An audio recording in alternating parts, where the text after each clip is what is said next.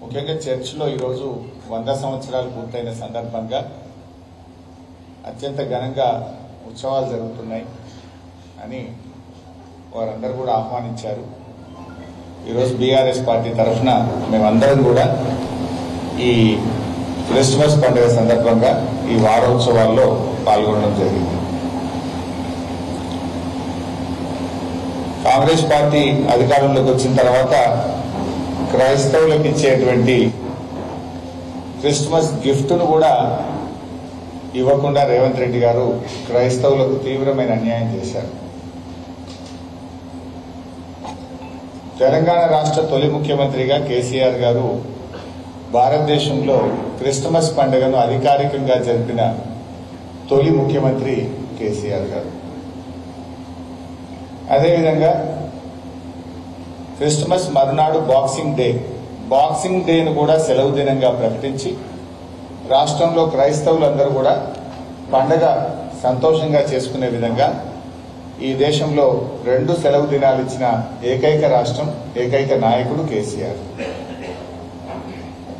आज के ये रेवंत रेड्डी सरकार आने के बाद बतुकम्मा में साड़ी बंद हो गया, रमजान का तोहफा बंद हो गया, क्रिसमस का भी तोहफा बंद हो गया.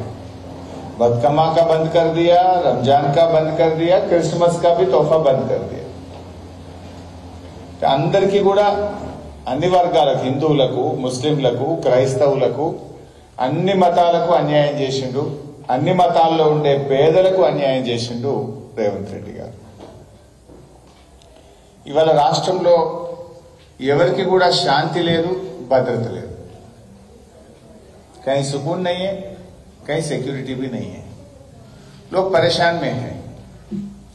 రేవంత్ రెడ్డి ఏడాది పాలనలో ఎప్పుడన్నా మీరు చూడండి, ముఖ్యమంత్రి కాకముందు కంటే ముఖ్యమంత్రి అయిన ఏడాది పాలనలో కూడా ఓర్లుడు తప్ప ఓదార్పు లేదు. ఓర్లుడే ఏమనంటే పేగులు మెడలు వేసుకుంటా, సీరుతా, సంపుతా, గోటీలాడుతా, లాగుల తొండలు జొరగొడతా, గివ్వే తప్ప ఒక వర్గాన్ని ఎవరినైనా ఓదార్చిండా? ఇప్పుడు పాపం సర్వశిక్ష అభియాన్ వాళ్ళు రోడ్డు మీద ధర్నా చేస్తారు. అరే భయ్, నేను మీకు మాట ఇచ్చినా ఒక ఏడాది చేస్తా, ఒక 6 నెలలకు చేస్తా, ఒక 3 నెలలకు చేస్తా అనే ఓదార్పు ఉన్నదా? ఏ వర్గాలకు కూడా ఓదార్పు లేదు. అడిగిన వాళ్లను అదరగొట్టుడు, ప్రశ్నించిన వాళ్ళ మీద పగబట్టుడు, ఇది అలా ఈ రాష్ట్రంలో నడుస్తున్నది. ప్రశ్నిస్తే వాళ్ళని పగబడతాడు. అసెంబ్లీలో మేము అడిగినామనుకో అదరగొడతాడు. అసలు అడిగింది ఒకటి ఉంటుంది అని చెప్పేది ఒకటి ఉంటుంది. మొన్న మీరు చూసింది అసెంబ్లీలో మేము అడిగింది ఏంది, ఆయన మాట్లాడింది ఏంది, అడిగిన దానికి సమాధానం లేదు. ఆయన అడ్డగోలుగా అదరగొట్టే మాటలు మాట్లాడితే మళ్ళీ మాకు మైకి ఏంటి అంటే స్పీకర్కి చెప్తాడు, వీళ్ళకి మైకి ఎప్పుడు ఏది పెడితే అది నోటుకు వచ్చినట్టు అబద్ధాలు చెప్పి హద్దులు దాటిపోయాడు. అసెంబ్లీలో కూడా రేవంత్ రెడ్డి గారు అన్ని అబద్ధాలు మాట్లాడి తన హద్దులు దాటి ప్రవర్తించాడు. రేవంత్ రెడ్డి అసెంబ్లీ సమావేశాలను అపవిత్రంగా మార్చిండు ఒక రకంగా చెప్పాలంటే.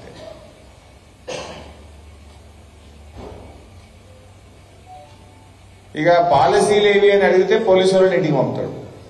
ఏందా నీ ప్రభుత్వం పాలసీ ఏంది, నీ పని ఏంది, నువ్వు చెప్పింది ఏంది, నువ్వు ఏం చేస్తున్నావు అని అడిగినామనుకో పాలసీల గురించి అడిగితే పోలీసు వాళ్ళని ఇంటికి తోలుతాడు. ఇది రేవంత్ పాలన. చివరికి వచ్చింది, పోలీసు వాళ్ళు తమ పని తాము చేయలేక రాష్ట్రంలో క్రైమ్ రేట్ పెరిగింది, రికవరీ రేటు తగ్గింది. ఎంతసేపు ప్రతిపక్షాల మీద అణచివేత మీద, అక్రమ కేసులు పెట్టడం మీద,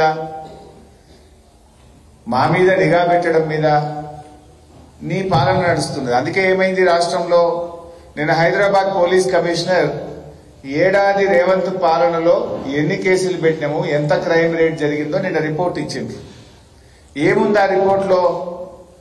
41% క్రైమ్ రేట్ పెరిగింది.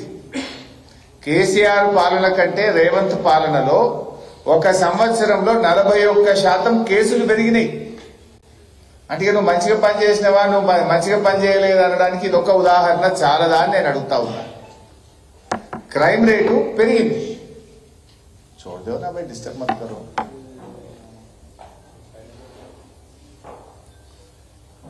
గతంలో కేసీఆర్ గారు ఉన్నప్పుడు ఏడాది కాలంలో 25,000 కేసులైతే రేవంత్ పాలనలో 35,000 కేసులైనవి. 10,000 కేసులు ఒక హైదరాబాద్ నగరంలో పెరిగినాయి. కేసులంటే మర్డర్లు, రేపులు, చైన్ స్నాచింగ్, రాబరీస్, దొంగతనాలు, రకరకాల కేసులు, ల్యాండ్ కేసులు, 10,000 కేసులు పెరిగినాయి అంటేనే నీ పాలన ఎంత చెత్తగున్నదో అర్థమవుతుంది కదా. నీ పరిపాలనలో నువ్వు ఫెయిల్ అయిపోయినావని అర్థమవుతుంది కదా. హోమ్ మినిస్టర్ నువ్వే, ముఖ్యమంత్రివి నువ్వే. హోమ్ మినిస్టర్ గా నువ్వు ఫెయిల్, ముఖ్యమంత్రిగా లా అండ్ ఆర్డర్ నిర్వహణలో నువ్వు ఫెయిల్. ఈ రాష్ట్రంలోని ఏడాది పాలనలో 9 మత కలహాల ఇన్సిడెంట్స్ జరిగినాయి. 9 మత కలహాలు జరిగినాయి. శాంతి లేదు, భద్రత లేకుండా పోయింది. పౌరులకు భద్రత లేదు, రాష్ట్రంలో శాంతి లేదు. అందరినీ ఇబ్బంది పెడతావు నువ్వు.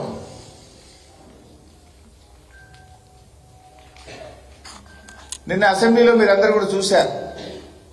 అసెంబ్లీ సాక్షిగా రేవంత్ రెడ్డి గారు 6 గ్యారంటీల గురించి చేతులెత్తిండు. तो 6 गारंटी के बारे में हम पूछे तो कब देते, कब तक देते, कितना देते, कुछ नहीं बोला, हाथ उठा दिया. నమ్మి ఓటేసిన రాష్ట్ర ప్రజలకు గాడిద గుడ్డు మిగిల్చిండు రేవంత్ రెడ్డి. ఒక సంవత్సరంలో 1,27,000 కోట్లు అప్పు చేసిండు రేవంత్ రెడ్డి. ఏం చేసినవే 1,27,000 కోట్లు అంటే బడా బడా కాంట్రాక్టర్లకు బిల్లులు ఇచ్చిండు.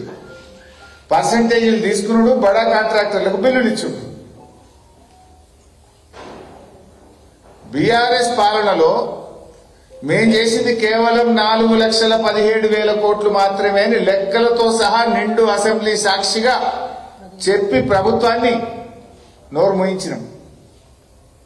4,17,000 కాకపోతే ఇప్పుడే చెప్పు, ఇక్కడే చెప్పు, 4,17 బీఆర్ఎస్ కాలంలో చేసిందని చెప్పాం.